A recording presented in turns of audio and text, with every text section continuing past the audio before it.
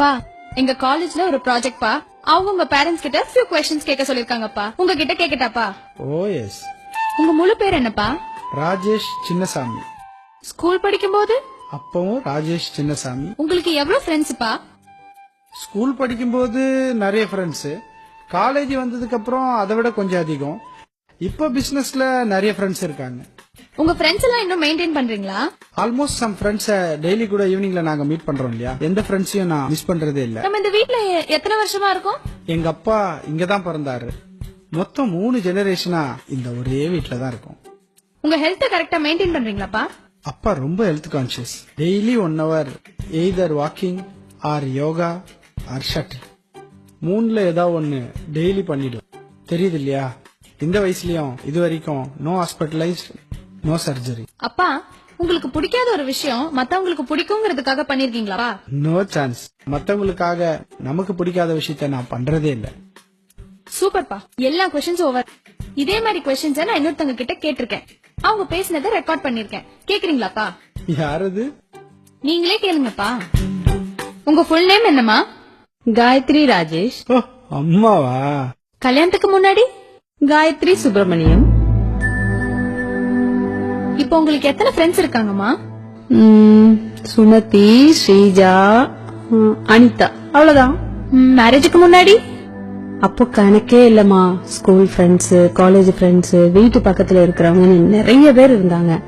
ஆனா இப்போ அப்பாவுக்கு யாரெல்லாம் ஃப்ரெண்ட்ஸோ அதுல சில பேரோட வைஃப் தான் எனக்கும் ஃப்ரெண்ட்ஸ். உங்க ஹெல்த் கரெக்டா மெயின்டைன் பண்றீங்களாமா? டைம் இருந்தா பண்ணலாம். காலையில ஒன்னு காலேஜுக்கு அனுப்பணும், தம்பிய ஸ்கூலுக்கு அனுப்பணும், அப்பாவா ஆபீஸ்க்கு அனுப்பணும், அதுக்கப்புறம் வீட்டு வேலை இதெல்லாம் இருக்குல்ல. அப்போ ஒர்க் அவுட் இல்லனா ஹெல்த்தியா இருக்க முடியுமாமா? அதனாலதான்மா நீயும் சிசரின், தம்பியும் சிசரின், 2 ஆபரேஷன். இந்த வீட்ல எவ்வளவு நாளா இருக்கீங்கம்மா? உங்க அப்பாவை கல்யாணம் பண்ணதுல இருந்து 20 வருஷமா. அதுக்கு முன்னாடிமா? அப்பவும் 20 வருஷம் தான் எங்க அப்பா அம்மா வீட்ல. மா அப்ப நீ தாத்தா பாட்டிய மிஸ் பண்றியாமா?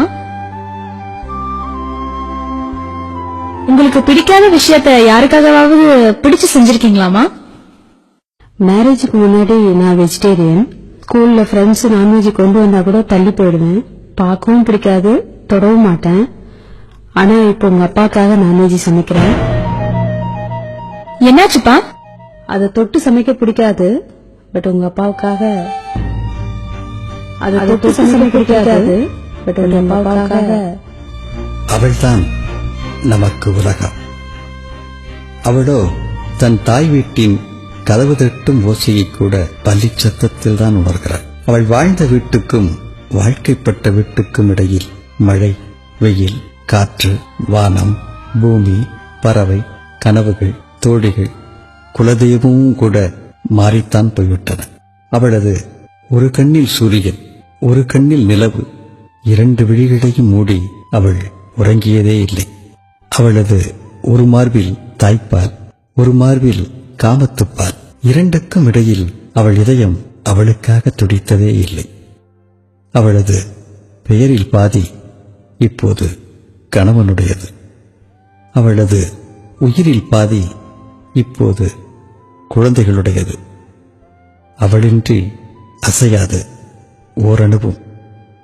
ஒரு நிமிடமாவது அவளுக்காக துடிக்கட்டும் நம் இதயம்.